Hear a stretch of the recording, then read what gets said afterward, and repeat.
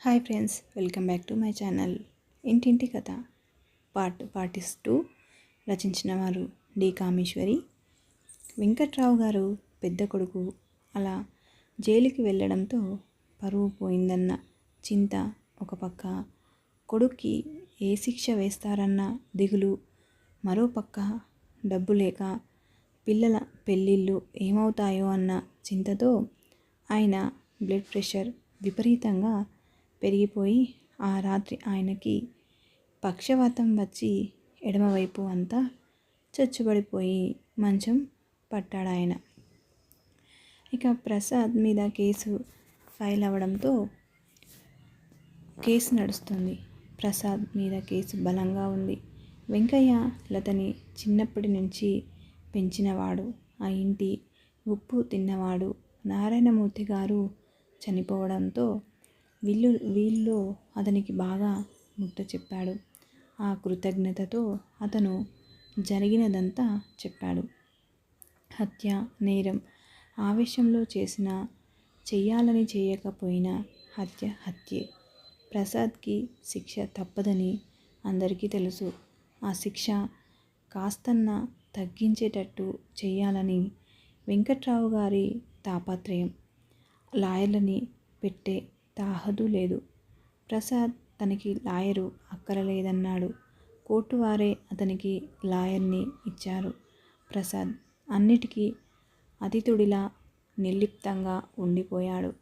Case తప్పదు, శిక్ష తప్పదు అని తెలిసాక ఏదో వైరాగ్యం చోటు చేసుకుని ఎవరితో మాట్లాడకుండా మౌనంగా ఉండిపోయాడు.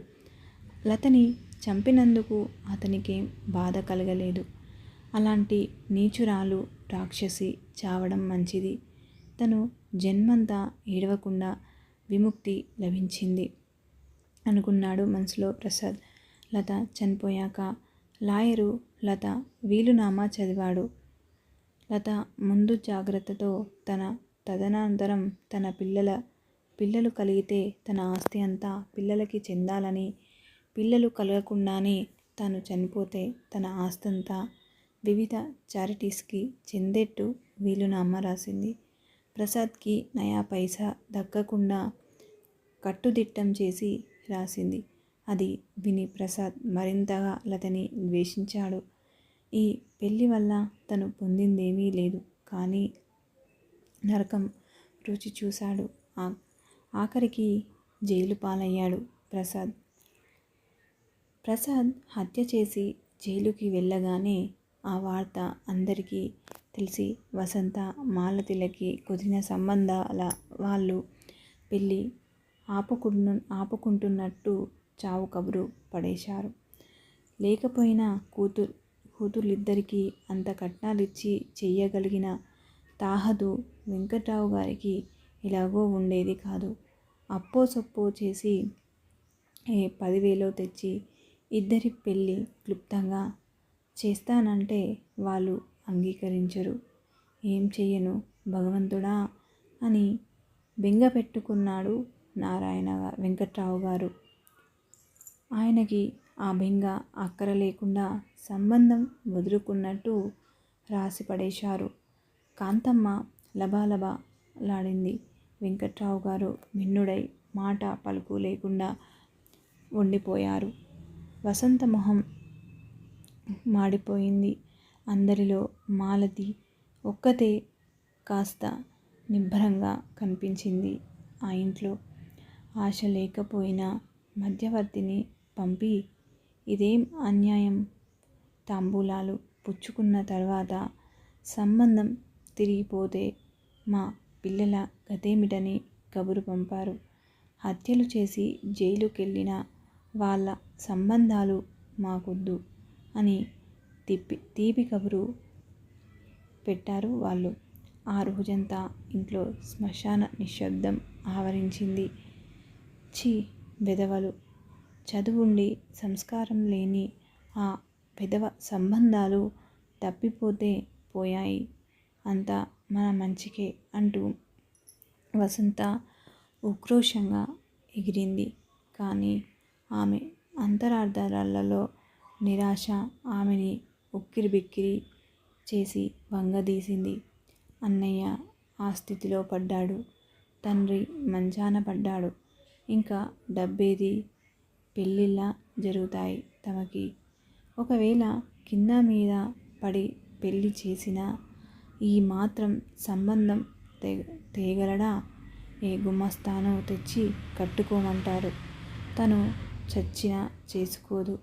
వసంత మనసంత చిరాకుగా నిరాశగా మారింది. ఈ స్థితిలో పడేసిన ప్రసాద్ని తిట్టుకుంది.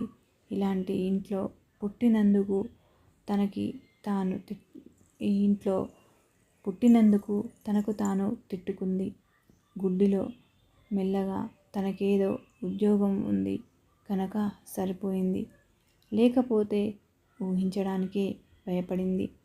2 నెలల్లో ప్రసాద్ కేసు హియరింగ్కి వచ్చి మరో నెల నడిచి పూర్తయింది. ప్రసాద్ ఆవేశంలో కోపంలో ఆమె మీదికి లంఘించి పీక నుమిలాడు. కానీ కావాలని చంపిన కోల్డ్ మర్డర్ కాదని లాయర్ ఆధారాలు నిరూపించడంతో కోర్టు 5 సంవత్సరాలు కఠిన కారాగార శిక్ష విధించింది. ఇంట్లో పనివాళ్ళు, ఆఫీసు వాళ్ళు అంతా లత మనస్తత్వం వివరించి ప్రసాద్ని ఆ ఇంట్లో ఆమె ఎంత హీనంగా చూసేదో, ఎంతలా రెచ్చగొట్టేదో వివరించారు. అంతేకాక లత వీలునామాలో భర్తకు రూపాయి కూడా దక్కకుండా దాన ధర్మాలకు రాయడంతో భర్త పట్ల ఆమెకి ఎంత కసి, చులకన ఉందో లాయర్ నిరూపించారు. చెల్లెళ్ళ పెళ్లి కోసం ఇస్తానని ఆశ పెట్టిన డబ్బు ఇవ్వనందున ఆవేశంతో చేసిన పని అని నిర్ణయించి 5 ఏళ్ళు శిక్ష విధించారు జడ్జి ప్రసాద్కి. ఇక ఆ తీర్పు అందరికీ ఆనందదాయకమే అయ్యింది. 5 ఏళ్ళంటే ఎంత అనుకుని తేలిగ్గా నిట్టూర్చాడు. ప్రసాద్ అయితే ఏదో పెద్ద ఆపద తప్పినవాడిలా అనుభూతి చెందాడు. ఆ నరకం తప్పి స్వేచ్ఛ పొందాడు తను అనిపించింది. జైలు నుంచి విడుదలయ్యాక ఏ ఉద్యోగం దొరక్కపోతే రిక్షా తొక్కుతాడు. ఆ బంగారు పంజరం బతుకు కంటే అదే నయం. స్వేచ్ఛగా గంజి తాగి ఆనందంగా ఉంటాడు. ప్రసాద్ ఆనందంగా శిక్ష అనుభవించేందుకు సిద్ధపడ్డాడు. ఇక ప్రసాద్కి భవిష్యత్తు పట్ల ఆశ, ఉత్సాహం కలగడానికి శాంతి కూడా ఒక కారణమే. ప్రసాద్ జైల్లో ఉండగా పేపర్లో వార్త చదివి నీరసపోయిన శాంతి జైల్లో ప్రసాద్ని చూసి కళ్ళ నీళ్లు పెట్టుకుని, సార్ ఇదేం కర్మ, దోకిలా ఇలా చేశారు, అయ్యో మీకింత కష్టం అంటూ శాంతి ఏడ్చింది. తల్లి, తండ్రి, చెల్లెళ్ళు, స్నేహితులు అందరూ వచ్చి ఓదార్చి ధైర్యం చెప్పినప్పుడల్ కలగని అనుభూతి శాంతి వచ్చి కళ్ళ నీళ్లు పెట్టుకున్నప్పుడు కలిగింది. తన పట్ల ఆమెకున్న అభిమానానికి అతని గొంతు నిండుకుంది. శాంతి అన్నాడు చెమర్చిన కళ్ళతో. ఆమె వంక చూసి నవ్వడానికి ప్రయత్నిస్తూ. నాకిది జైలులా లేదు శాంతి. బంగారు పంజరంలోంచి విముక్తుడై స్వేచ్ఛ పొందినట్లుంది. ప్లీజ్ నీవలా బాధపడకు అన్నాడు ప్రసాద్. శాంతి చిత్రంగా చూసింది. అవును శాంతి, లతని కావాలని చంపకపోయినా ఆమె చనిపోవడం నాకు ఎంత రిలీఫ్గా ఉందో తెలుసా. కోర్టు శిక్ష వేస్తారు, వెయ్యని. 10 ఏళ్ళు వేస్తారేమో, వెయ్యని. ఆ తర్వాత నా ముందు ఇంకా జీవితం ఉంది. ఆ